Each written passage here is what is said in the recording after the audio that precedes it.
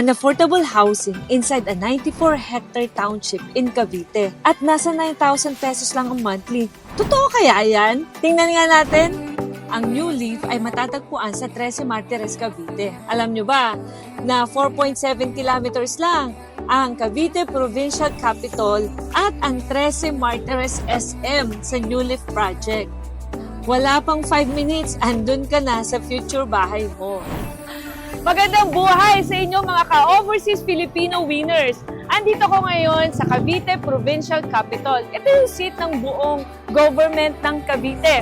Samahan niyo ako because this is your once-in-a-lifetime opportunity na magkaroon ng inyong dream house and lot na magaan sa bulsa. Tara na! You've been picking fights, the shadows twice your size,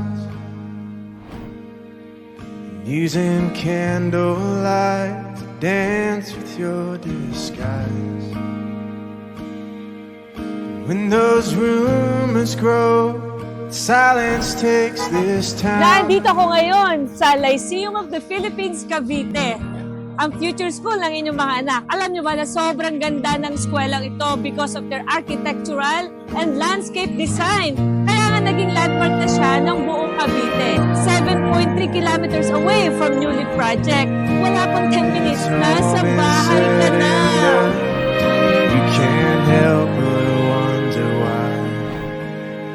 Alam na sobrang 5-star location talaga itong ating New Leaf Project sa 13 Martires kasi napapagitnaan siya ng mga major roads or highway. Unang-una, halimbawa galing kang Alabang, using the open canal, 37 kilometers away lang from Alabang. Kung ikaw naman na kunwari nasa Tagaytay at papunta ka ng New Leaf using the Governor's Drive, 31 kilometers away lang. At kung ikaw naman ay gagamit ng Tansa or 13 Road, 12 kilometers away lang. Kaya po, very strategic ang location ng project natin ito sa 13 Martires, the New Leaf. Ang project na ito ay mula sa isa sa pinakamalaking developer sa buong Pilipinas, ang Philinvestland Incorporated. Over 50 years na in real estate development at nasa 3,000 hectares na ang nadidevelop nilang lupain tulad ng residential, commercial, offices, condominium, housing. Meron pa nga silang mga hotel. At ito pa, publicly listed. Kaya mga ka-OF winners, safe na safe tayo dito. Tara na mga ka-overseas Filipino winners at alamin natin ang plano ng super affordable project na ito, which is the New Leaf. Hi, good morning. I'm Ethel Balicanta. I am the area head for Cavite, Laguna, Batangas. New Leaf is actually inside a township. Pag sinabi nating township, sa loob ng township, meron tayong maraming projects, no? Pwedeng puro subdivision. And then sometimes naman, pag mas malaki yung location, minsan meron ding condominium sa loob. Within the township, meron tayong nakaplan na town center. In that town center, meron doon community facilities. Magkakaroon tayo ng transportation hub doon. Potentially, we will also have a church and an educational institution sa loob. Kasi ang intention natin, yung town center na yon, yan lahat yung magpo-provide ng basic needs ng mga residents na mapupunta sa loob ng township. So, ang New Leaf is a 94-hectare township, no? Ang impression is ang township, para lang yan sa mga high-end. That's not true. That's not true anymore. In fact, ang very first project natin dito is Rosewood, which is a socialized project, and itong New Leaf na low affordable. Actually, last chance na natin to para maging part ng township sa napakababang presyo. Kasi after these two projects, alam nyo ba, mataas na. Hindi na siya yung affordable. Pataas ng pataas. As we all know, globally, tumaas na ang presyo ng construction materials and even yung, actually ang isang maganda dito is yung tumaas na rin ang land value ng Cavite. It's very fortunate that Philinvest has the biggest land bank.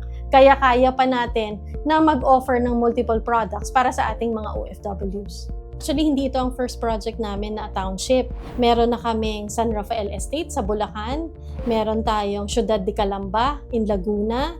And then we also have Philinvest City, nasa Alabang lang yan. And then meron tayo sa Rizal, Havila Estates. No? So sa Luzon pa lang actually napakarami na namin township. Meron pa kami sa Visayas and Mindanao. Very big establishments yan or developments ng Philinvest. Update ko lang din kayo doon sa development. No? Right now, yung amenities natin sa Phase 1, actually ongoing construction na siya. Yung sa Phase 2 naman, magkakaroon din siya ng sarili niyang amenity. Yung parehas na phases natin na yon, magkakaroon sila ng sarili-sariling clubhouse, may swimming pool, may children's playground, and then may basketball court. Itong New Leaf 2 natin is in a pre-selling stage. No? So, pag ganyang nasa pre-selling stage tayo, nasa introductory price. So, sinigurado namin na para sa mga OFWs natin na nagtatrabaho abroad, ay maging affordable ito. Maliit na hulog, pero pag umuwi ka, alam mo na meron kang bahay na sa'yo na pwede mong uwian. Okay mga ka-OF leaders, silipin natin ang mga model unit. Pasukin natin ang model unit ng Bernice. Ito ang pinaka-affordable. Dito pwede kayong magsimula and then kayang-kaya nyo pang i-expand. Ang bahay na ito ay ite-turn over base sa finishing na nakikita nyo. Ibig sabihin, nakapintura na siya. May kitchen at toilet at meron ding provision for 1 bedroom. Nasa 27 square meter ang livable floor area. Pero ang lot area ay 70 square meter. Kaya pwede ka talagang mag-expand.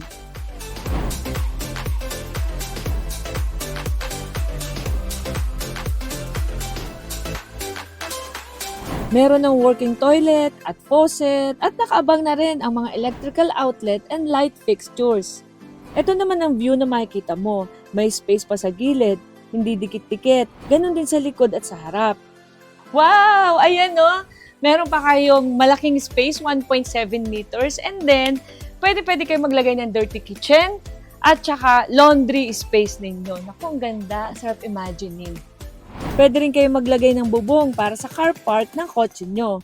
Na pwede rin maging tambayan habang wala pa kayong kotse. Sa mga pagpalang buhay, ako po si David David II, isa pong condo investor dati, pero ngayon po ay nakapag-invest rin sa katulad po nito na isang bungalow na house and lot. Very important po pala yung space, no? So ang maganda po sa ganitong investment, meron po kayong nalalakaran sa labas, hindi mo feeling para kang masikip, no? Dahil marami kang nalalakaran at marami kang na-maximize sa iyong kapaligiran. At ang maganda pa nito sa mga first-time investors, ito po ay 9,000 pesos lang per month ang hulog.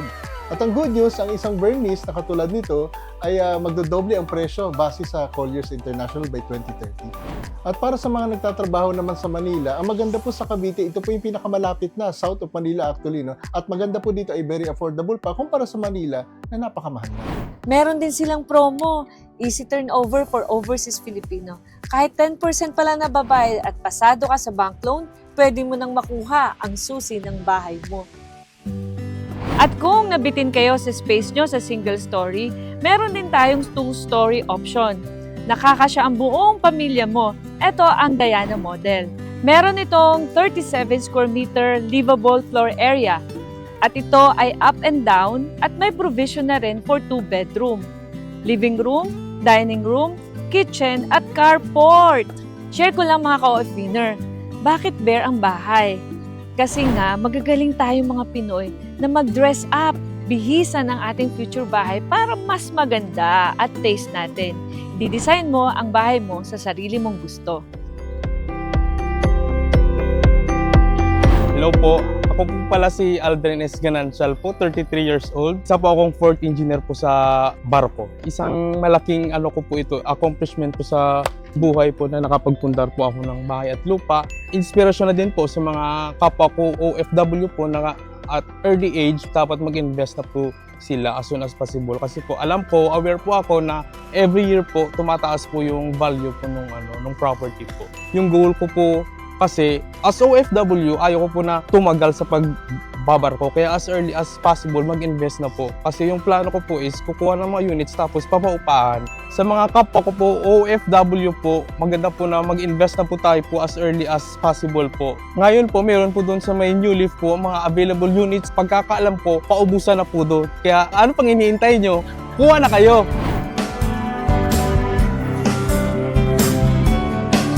Nako, napakasarap po ng weather dito sa New Leaf. Kung napapansin nyo, malakas ang hangin, hindi siya mainit. Yung po pala, etong part na to ng 13 Martires ay mataas. Kaya po, make sure na huwag niyong palampasin ang opportunity na ito. Kasi ito ay pre-selling pa lang. Kaya sa halagang 9,000 pesos monthly, pwede na kayong magkaroon ng sariling bahay at lupa and will get to spend a safe and quality time with your family. O mga ka-OF feeders, to learn more about the New Leaf project, just contact our Freedom Business Partners. Habang bata pa tayo, mag-start na tayo before it's too late.